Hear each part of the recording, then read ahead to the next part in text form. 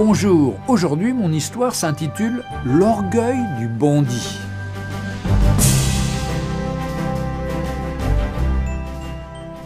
En Amérique du Sud, dans un certain pays, il y avait un homme qui s'était enrichi grâce au trafic de la drogue. Ses nombreux crimes concernaient essentiellement ses concurrents qu'il n'hésitait pas à tuer.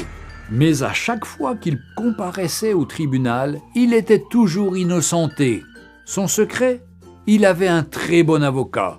Ce dernier était capable de convaincre n'importe quel jury de l'innocence de son client, quel que soit le crime dont il était accusé.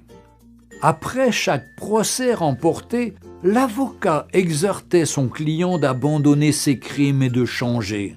Ce dernier rétorquait « Je te paie pour me défendre, pas pour me conseiller ». Un jour, il fit tuer un homme qui courtisait sa femme. La punition pour ce crime était la réclusion à perpétuité ou la condamnation à mort. Lorsque l'affaire fut appelée devant la cour, il appela son avocat qui, une fois de plus, convaincut le jury de l'innocence de son client. En effet, bien que l'affaire fût difficile et malgré de nombreux témoignages et de preuves, il gagna le procès et son client rentra chez lui tranquillement. Comme d'habitude, l'avocat conseilla le client « Cher ami, il se peut qu'un jour je ne sois pas là. Pour toi, change ton attitude. Et attention, je suis ton patron et non ton fils. Va donner tes conseils ailleurs, lui répondit son riche client avec orgueil.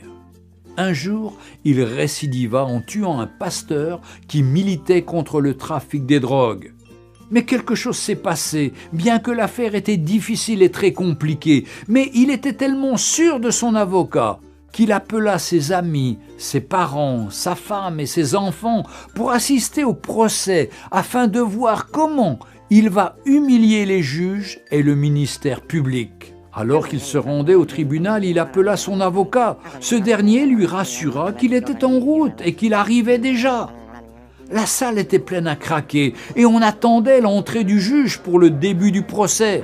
Et lorsque l'huissier fit lever l'assistance pour l'entrée du juge président, le trafiquant de drogue fut glacé de constater que c'est son avocat qui est sur le siège du jugement en tant que juge président de la cour.